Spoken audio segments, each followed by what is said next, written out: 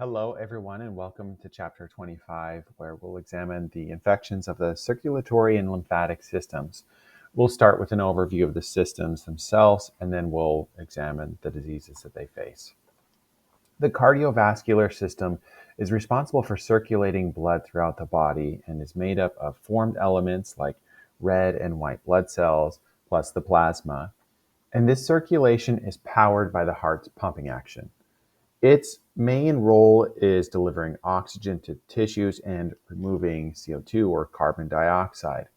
And as we'll see, this system's close connection to the lymphatic system makes it a target for infections. The cardiovascular system is also connected to the lymphatic system. Blood plasma filters from blood capillaries and into what we call interstitial spaces. These are spaces between the cells.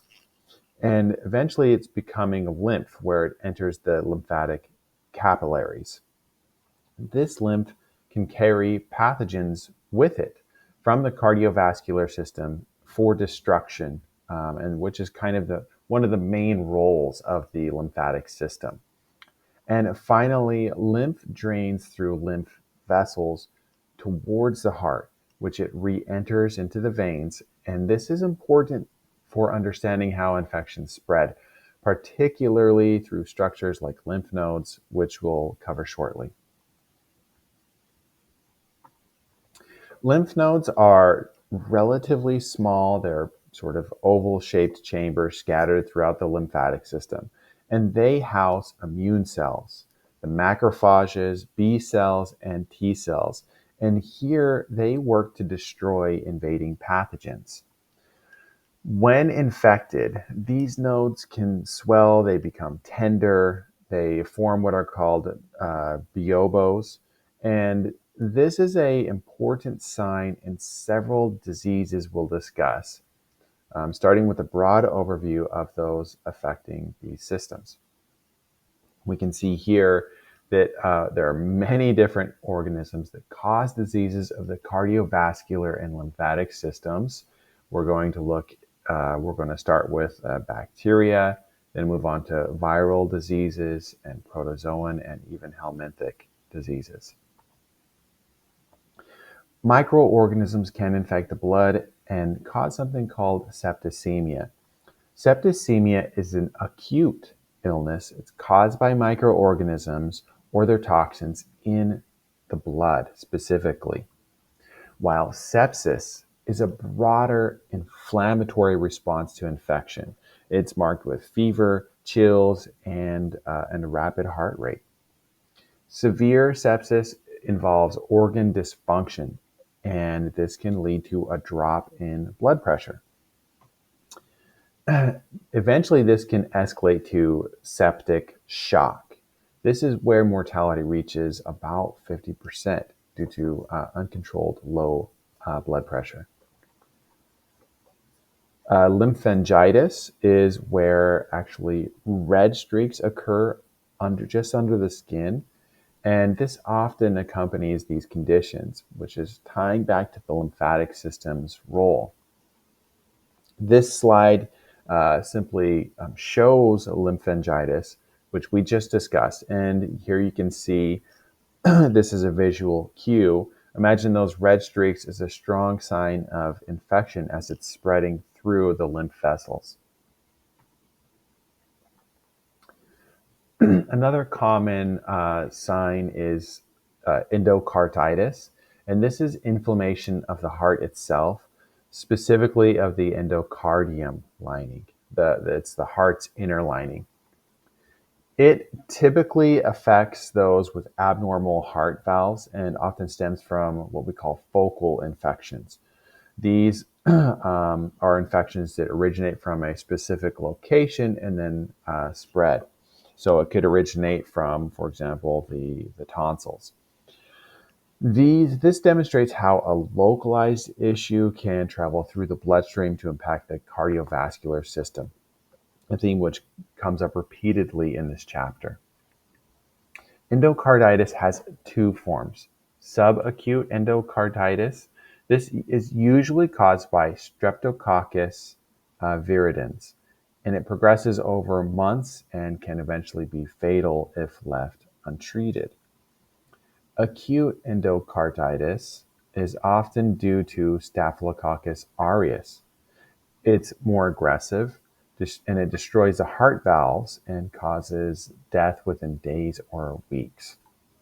Both of these tie back to the heart's vulnerability, which we talked about earlier. Now, rheumatic fever is an autoimmune complication where the body's own immune cells react to different parts of the body. It misidentifies parts of our body as antigens that causes an immune reaction. That's what autoimmune reactions are. Auto meaning self, so an immune reaction against oneself. And it follows an infection by group A beta hemolytic streptococcal infection, like strep throat. As you'll recall, beta hemolysis is the ability to completely lyse red blood cells. And an immune reaction occurs against the bacterium, and this can lead to what we call a cross reaction.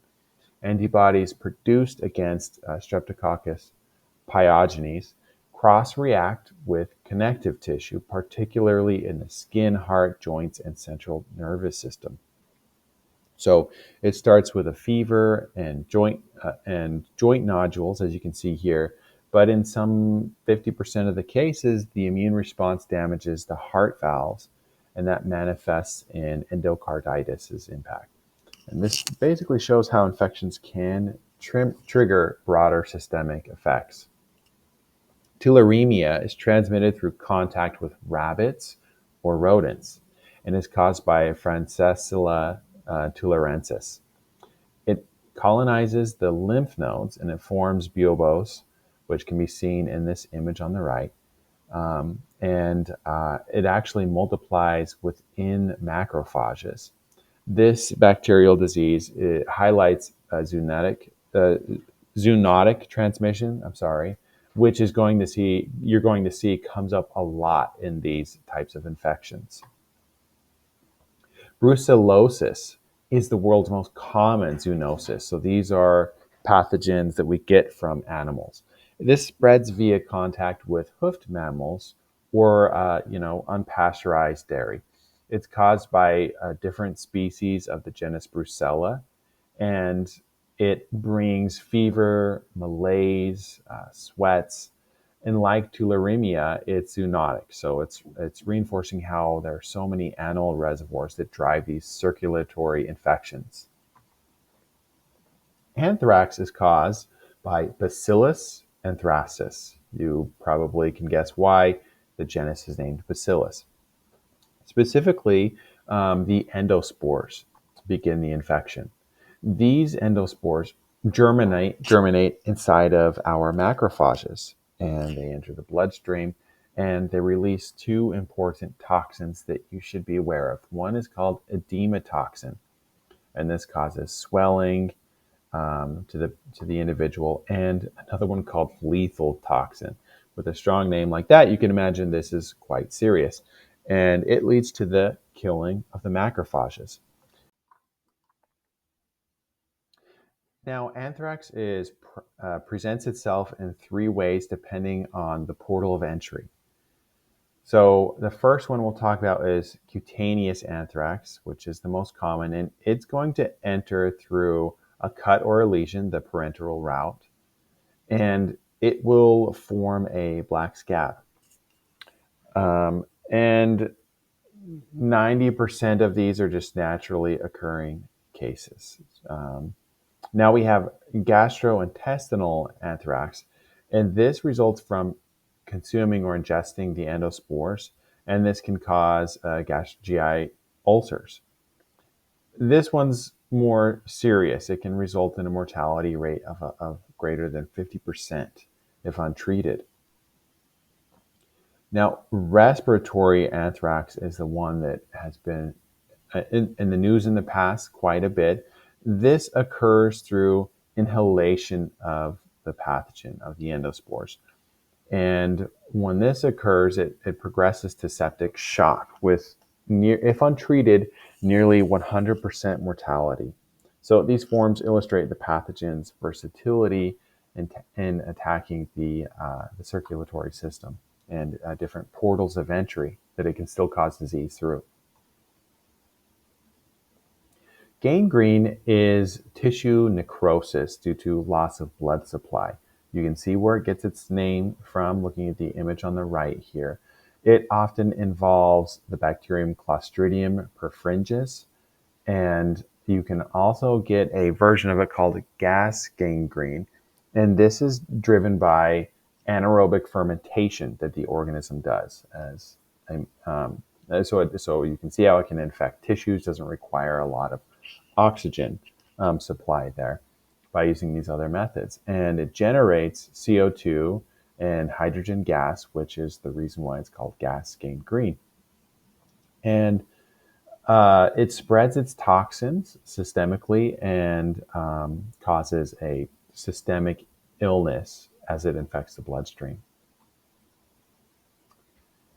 There are two different diseases caused by cat bites or rat bites that we'll discuss here that are bacterial in nature. One of them is Streptobacillus moniliformis or Spirillum minis. Both of these are caused through animal bites. The former causes buobos and fever, and it's relatively self-limiting. The latter, however, is does require antibiotic treatment, and it does cause a fever and a rash to come about. But both kind of show you how this animal to human transmission is a threat from many diseases and from bacterial, and we'll discuss here in a little bit, viral as well. Now, the plague is caused by a bacterium called Yersinia pestis. It spreads via rodent reservoirs and flea vectors, and it resists phagocytosis. It can form buobos in the lymph nodes, kind of like tularemia, and if untreated, it has about a 50 to 75% mortality rate. Its septicemic form is called Black Death because of the hemorrhaging that it causes, as you can see in the image on the right side here. And it is, it was more of a serious issue historically, but it's still with us today. As you can see in this slide from the CDC, this is a map showing the number of U.S. plague cases over the course of about 50 decades. And this just shows the historical and geographic relevance of the disease. You can see most of the cases are somewhere in the American Southwest or the West. And the reason for this is because of the animal reservoirs, particularly ground squirrels and then chipmunks, but also prairie dogs and wood rats are common reservoirs of the disease. Lyme disease is the U.S.'s most common vector-borne illness, and it comes from the Borrelia species via tick bites from rodent, and it exists in a rodent reservoir.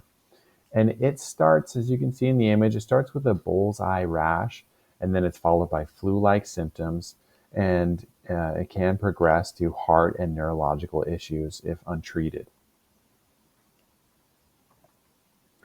Typhus and spotted fever, this is different than typhoid fever. Typhus fever is different. Typhus and spotted fever are caused from a number of organisms from the Rickettsia genus, and these are intracellular parasites that are targeting vascular cells. These pathogens lead to rashes and fever from vessel rupture. Typhus fever is more of a broad term for different types of typhus, although we are often referring to R. prowazekii as the etiological agent that provides typhus fever. And this is transmitted through lice, and so it's It's not super common. It's less common than a more specific type of typhus fever we call endemic murine typhus. Endemic murine typhus is specifically caused by R. typhi, and this is a flea-borne version. The animal reservoir is rats, and the fleas transmit it to us. And so this one is actually less severe, but because it's flea-borne, it's actually more common. Lastly, we have Rocky Mountain spotted fever, and this uses ticks as vectors. All right, so moving right along, let's now talk about the viral etiologic agents here in diseases, starting with Burkitt's lymphoma and mononucleosis. These stem from Epstein-Barr virus, or HH4 as it's also classified. It's nearly universal around the world, and it usually doesn't lead to any major complications. However, if it occurs with malaria, malaria is going to weaken the immune system, and this can lead to what we call as Burkitt's lymphoma. This can lead to a fast-growing lymph node tumor, as you can see in this image here. And this introduces how the viruses can manipulate and infect our lymphatic system. Mononucleosis, sometimes we just call it mono, is also from Epstein-Barr virus. And this occurs in young adulthood, and it occurs through saliva transmission. So someone shares a drink with someone else, sort of a thing. It alters lymphocyte nuclei, which is kind of the hallmark of the disease for identification. And it can result in an enlarged spleen. So this can be quite painful, called splenomegaly. And in addition to that, swollen lymph nodes can occur, and those swollen lymph nodes can be in the neck region, so it can cause a sore throat. And another common sign or symptom that you hear about with mono is chronic fatigue. Cytomegalovirus infection is caused by HSV5. It latently infects white blood cells, and this causes cell enlargement, but it rarely causes any disease. And it affects about 80% of the people in the US. It mostly is benign unless it's contracted during pregnancy, which can lead to risks of fetal defects. Now, chikungunya is caused by CHIKV virus, and this is via Aedes mosquitoes, a specific genus of, or just two different types of the genus Aedes, which are mosquitoes. And it results in, I should say, signs or symptoms of high fever, severe joint pain, and rashes. Again, it's a mosquito vector, and this sort of shifts us away from transmission patterns we'll see in other viral diseases, which mosquitoes are common viral vectors for, like yellow fever. Yellow fever gets the virus is named after one of its signs here. It's caused by yellow fever virus, and it spreads through Aedes aegypti mosquitoes or through direct contact. And its symptoms include a fever, jaundice, which is the result of having liver damage. And it has a mortality rate of about 20%. Mosquito control is actually very important as a measure of controlling yellow fever.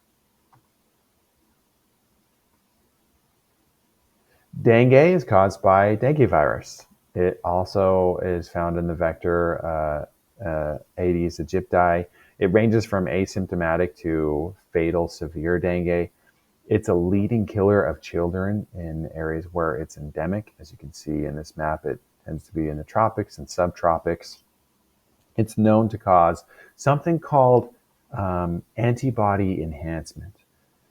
And this is really interesting because a prior infection results in a worsened outcome uh, following a second infection, which is different than what we discussed with yellow fever, which is a pretty straightforward progression. But you are exposed to it once, and that can make you sick, and you can get sicker if you get it again. So, what is going on here? Well, what happens is after a first infection, what emerges is something we call non neutralizing antibodies. So, you develop antibodies against the pathogen, but they may have been effective against a prior strain, but for a new serotype, they don't neutralize that new serotype. They can bind to it, but they don't cause damage, tagging it for destruction. And so this takes up sort of space in the immunogenic response, the landscape of our response. And so instead, it helps the virus actually be and infect other immune cells more efficiently. So this leads to a stronger inflammatory response, a higher viral load, and severe complications. That is definitely a big issue because we had thought we generated a vaccine against dengue, and the vaccine provided antibodies against several serotypes.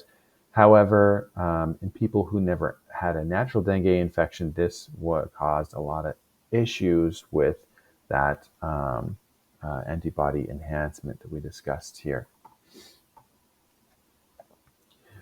There's a few others that I'm not going to get too much into the weeds with. That's Marburg, Lassa, and Ebola viruses. These cause what we call hemorrhagic fevers. So it progresses from mild symptoms to this uncontrolled bleeding from external openings.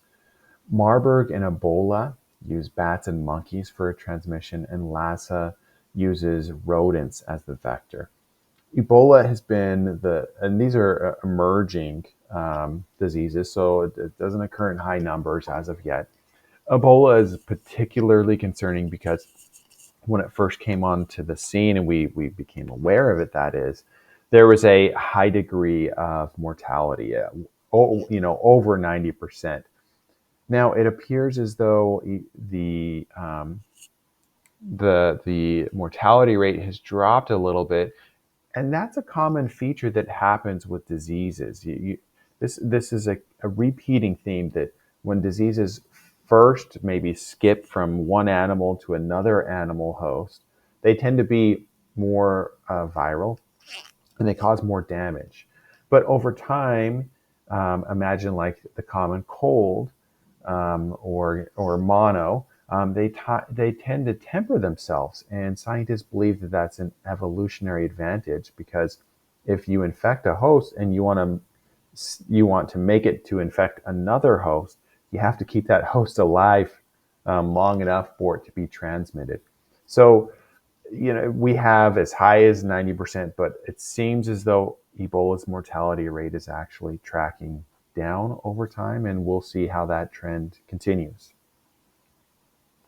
Okay, so let's move on to the protozoan ones. We're just going to talk about two, and we've already talked about this one a little bit, but this is Chagas disease. It's caused by Trypanosoma cruzi. Excuse me. It's caused by Reduviid bugs. An easier way to say this is just kissing bugs. It starts with a fever and swollen glands, but chronic cases can actually damage the heart and nerves, and it's potentially fatal.